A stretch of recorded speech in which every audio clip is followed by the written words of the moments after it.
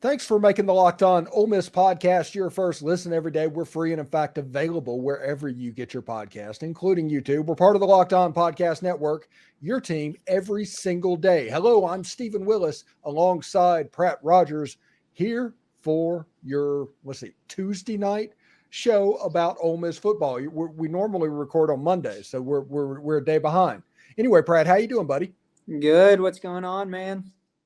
Man, not a lot. I've got a lot of stuff going on. I'm trying to chase down people that might be delaying interviews. I've got like interviews with Bill Flowers and Stuart Patridge set up. I'm trying to nail down Mike Espy interviews. I've got a lot of stuff going on. Well, it sounds like it. That sounds like a lot of exciting content. Yeah, it should be a lot of fun coming up over the next week or so. Anyway, Pratt, let's start off with fall camp storylines. What are the fall camp storylines that over the 15 days of camp that has your attention? Well, a lot. I guess first off, we'll start out with the fact that I'm a little concerned about the number of, quote unquote injuries we have in fall camp. I feel like every day we're getting a report of a new black jersey. And, some of these are, I've tweaked my knee and I want to be out a day or two. Some of these are, probably insignificant injuries and people are getting right. But I was kind of surprised to see the injury list that's kind of popped up during fall camp. Well, let me tell you this. The injury list, they don't talk about injuries. So all you see is the black jerseys. Yeah. But this is important to know that this year in fall camp, they are load managing people. So one day, Caden Prieskorn might be in a black jersey. He's not actually injured. He's just non-contact because he's practicing, but he's not doing contact that day. That's fair. It's part of this new practice thing that Lane Kiffin's doing, that if we win 9 games, he's going to be a genius. If we win 7, everybody's going to say fire him. Yeah, I feel like that's the way the cookie crumbles in most things in life, though, isn't it? Yeah, that is absolutely the case. And I'm telling you, this no contact thing that Lane Kiffin is doing in camp, it means that he feels really good about his team. A coach that is not confident in his team would not try something like this. Coaches that are not confident about their team genuinely errs on the side of beating the crap out of your players. So if you have somebody that's being easy on them, he obviously feels pretty good about it. I agree with that mindset, but you could also have, the mindset of, look, if Kiffin believed in our depth so much, then maybe everybody would be smacking each other around because we have another player to back up that spot. Is playing devil's advocate, maybe from a pessimistic perspective, but I get where you're coming from. Yeah, I mean, and like players like Quinshawn, in the scrimmage, you could not hit Quinshawn, and you shouldn't. That should be automatic, like excommunication from the Ole Miss football program if you touch Quinshawn this early in fall camp. But players like Kedrick Riscano, and it's Kedrick, not Kedrick, by the way. That he has to take some hits. He needs to get used to playing college football as a running back and build up some of those hits. So I think they're being pretty smart about how they're building up each camp for every player. Now, as this goes on, they're going to treat it like the NFL model. For instance, in the scrimmage Saturday, Jaxson Dart essentially played in the first half. He was like 7 of 9, and then he just held his helmet for the rest of the half or the rest of the game. That can also let you know that Jaxson Dart is probably the quarterback at this point. This has gone on too long. This is getting dumb at this point, in my opinion, but go ahead. Yeah, this needs to be over. Lane Kiffin needs to become clean. He's the guy, and set it up for the competition that actually matters, because this is my thoughts, okay? Tell me what you think about this. If we are up on Mercer 42-7 at halftime, and you need to put in a backup quarterback and you just have Jaxson Dart go over to the side of the field, does it help Ole Miss's football program to put a fifth-year senior in and that is going to be gone next year, and it doesn't take anything forward, or Walker Howard where those reps would absolutely help Ole Miss going into 2024. Walker Howard, this is a non-issue. This is a non-discussion piece. That's a fact. I mean, this is not an opinion at this point. I mean, if you're up 42-7 on Mercer, Spencer Sanders shouldn't even be near the field. If you don't want to give Walker Howard the reps, then give somebody else the reps. Austin Simmons, whomever it may be, but don't give them to Spencer Sanders. He's had plenty of time for reps. I mean, I hate saying that for a guy who practices just as hard as everybody else. And unfortunately, he's just not going to be here long term. He's not the long-term fix for the program. Yeah, and that 2024 season is important, more important than this season in every way. Ole Miss has to be in a position to make a run for that 12-team playoff in 2024. They're built for it. They've got the players for it. Unfortunately, Spencer Sanders doesn't fit in it any way going towards that 2024 playoff. I agree completely. And, there shouldn't be a debate on this. I hate that this storyline is even drug out this long. I mean, if I was sitting in Dart's shoes, I would be slightly frustrated at this point, but he's clearly got more patience than I do. This is my opinion, and everything that I am about to say is just my opinion. I've heard nothing, okay? But Jaxson Dart's acting like somebody that knows he's the starter. Yeah. He's probably been told he's the starter. He's acting like it. Spencer Sanders missed a practice to go check on academic stuff that we can speculate is determined, well, will he be able to graduate? Will he be able to be eligible? Stuff like that. Either way tells you he's not the guy. And just thinking out loud, and this is just my opinion and everything, would Ole Miss be better off if Spencer Sanders transferred to Abilene Christian and you took his NIL money and you invested it in Cam Franklin and you gave the reps you gave the reps to a Walker Howard or an Austin Simmons? I think that would be the direction that Ole Miss would want to go in. I think everybody's thought of this. This isn't like a nuanced way of thinking, Stephen. This is, hey, look, I would tell him today. I would say, look, Spencer Sanders, God bless you, man. Great guy. We've enjoyed having you.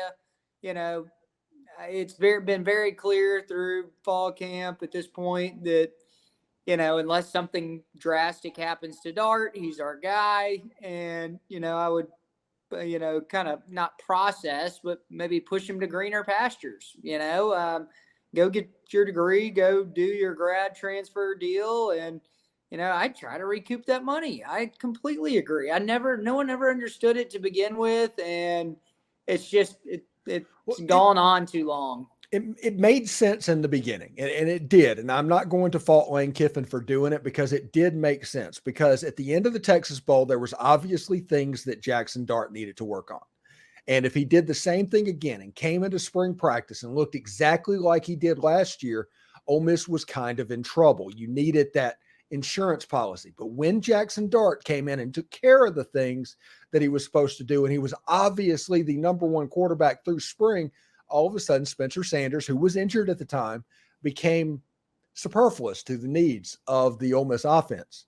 And I think that while you can say, okay, Lane Kiffin, that was a good idea to get him, we're not taking it away from that.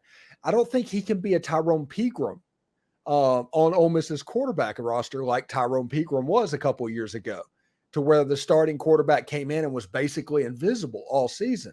I think that's a situation that is just dead, wasted money sitting on the roster. And at that point, it would be a failure, no? I'm agreeing in all facets. That easy. There's no discussion point, Move on. I hate being that black and white, but that's how I feel about it. I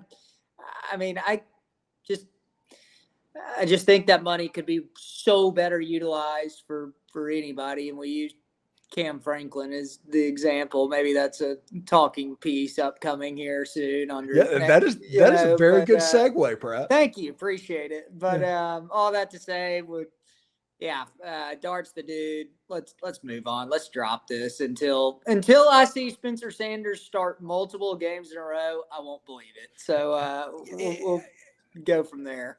I think Jaxson Dart, I talked to David Eckert last week, and he said that all the practices, and he was with the media that watched practice from beginning to end. He got all the access at the beginning. He said 95% of the first team reps went to Jaxson Dart, or Jaxson Dart took 95% of the reps or something. Good. Like he should. Good. Yes. But until Spencer Sanders gets that number up to where he's getting 30% of the first team reps, this is not a quarterback competition. And it hasn't been one for a while. And people are too smart to understand. I get that you're going to say certain things, and there's certain unknowns that you're trying to get to. Obviously, Lane Kiffin was trying to get to Mercer with a semblance of who's it going to be, because they're so different, and you're affecting the game plans of the teams you're playing. I get all of that. But the fact of the matter is, I don't know if they're making that game plan right now anyway. They're going to talk about the plays that we run, which wouldn't change whether Spencer's the quarterback or Jaxson. And you look at it, and by Tulane, everybody's going to know what's up anyway. I was going to say Mercer should be a non, a non-discussion. They wouldn't have our game film anyway. It's not like, it's not like they get film on Dart and Sanders simultaneously as first game of the year. There shouldn't be a lot of heavily invested game planning in Mercer on our end either. There's two different things that are both equally true, and it's absolutely crazy. First of all, Lane Kiffin acts like whatever he's doing is not diffusing nuclear bombs, not performing brain surgery. He's treating football like football, essentially, and it just what it is. But on the flip side of it, he'll take injuries and things like that and stuff with the roster and treat that like absolute state secrets, like it is diffusing a nuclear bomb or performing brain surgery or something like that. And I don't know if they can coexist, but somehow we allow that environment to stay. And I don't know. It's just weird. I think we're getting in our own way here, because last year in the quarterback competition between Luke Altmaier and Jaxson Dart, and it was a lot closer than this one from for all sure. accounts. That was, yeah. I believe that was quasi-real. That was a real competition. And, and it obviously weighed on Luke Altmaier a lot. If you saw the season last year, it was a definite real competition. But I do think that Jaxson Dart and Luke Altmaier alternating to start the season, to where Jaxson Dart was kind of his first real start was either Georgia Tech or the game after Georgia Tech. I think that stunted his development at the end of the season. I think those reps that he could have gotten against Central Arkansas and against Central Arkansas and against Troy, playing the full game, to being the actual guy and allowing himself to just excel and think about what it takes to be a quarterback. I think that affected him whenever he's playing against Arkansas and Alabama and Mississippi State. When the defenses got better, there's stuff that he didn't see because of the charade that we were playing early in the season. And I it's getting to the point, like, if they don't name him next week and they're getting to where they're getting into game week about it, I think I'm going to start talking about it. Well, look, going back to, I hate to make this conversation about money, but going back to the NIL facet of things, if Sanders was not making a lot of NIL money, I would be perfectly content to let this false quarterback competition keep going. But if Dart's getting the majority of the snaps still, the only thing you're really doing is kind of, throwing the competition a curveball, and, then we could have him as backup if something happens to Dart, maybe throughout the season. Packaged plays. Yeah, stuff like that. I mean, then it's a great plan, but unfortunately we're paying him a boatload of money. So, that scenario doesn't work out. It's weird how college football, just the conversations change, because you're absolutely right. If this was 2008 and Jevon Sneed was the quarterback, or 2007 where Seth Adams and Brent Schaefer are alternating back and forth, nobody's complaining. Best move ever. Yeah, Yep. that 2 quarterback system. Nobody's complaining about that or talking about that because there's no money on the table. You could do things like these packaged quarterbacks and do one after the other. But now that money is involved and we have an idea of what each player gets, we don't know the exact thing, but we have an idea. We know that Spencer's getting a significant amount of money. And that lets you know there's like, well, if you're paying somebody a significant amount of money, pro rules take effect. He needs to not be watching what's going on. He needs to play. All right. Pratt has frozen up apparently.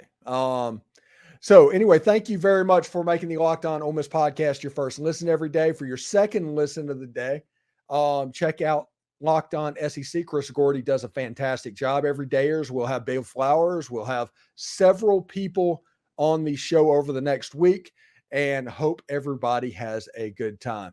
Until next time, we'll talk to you then. Hotty toddy.